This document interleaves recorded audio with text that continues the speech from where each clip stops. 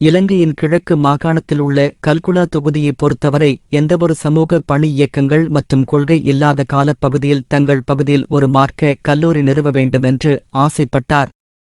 ஊரில் அவரது சமூக பணியின் அவசியத்தை உணர்ந்த சிலர் அவருக்கு பக்கபலமாக பங்களிப்பு வழங்கினார்கள்.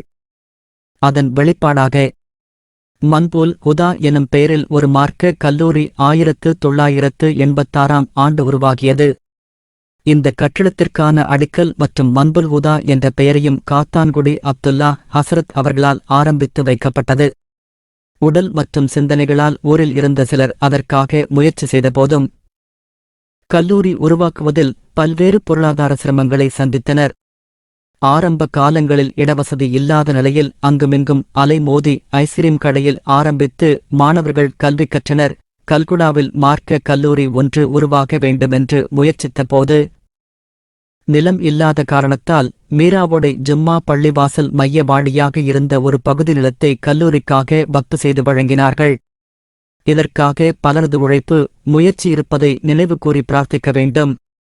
அல்லாஹ் அவர்களது நல்ல நோக்கத்திற்காக அவர்களது பாவங்களை மன்னித்து சுவனத்தை வழங்கி அஹ்லுல் பைத்தின் சிபாரிசுகளை பெற வேண்டும்.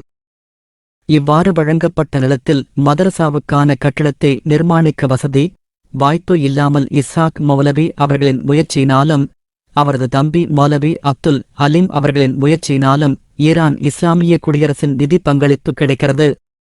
ஷாஸ்மன் மதரசாவில் நுருல் இலாஹியான் என்பவரின் பங்களிப்பினால் எவ்விதமான நிபந்தனைகள் இன்றி அந்த பணங்களை கட்டம் கட்டமாக வழங்கப்பட்டது.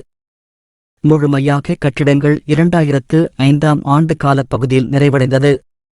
ஈரானிய இஸ்லாமிய புரட்சி ஆதரவாளர்களால் மார்க்க கல்லூரி ஒன்றை உருவாக்க வேண்டும் என்ற திட்டங்கள் கண்டி அக்குரணை பகுதியில் ஏற்பாடாகிக் கொண்டிருந்த நிலையில் மௌலவி இஸ்ஹாக் அவர்கள் அந்த திட்டத்தையும் நிதியையும் கல்குடா மீராவோடைக்கு கொண்டு வந்து கல்குடாவில் முதல் மார்க்க கல்லூரியை உருவாக்கினார் என்பது குறிப்பிடத்தக்கதாகும்.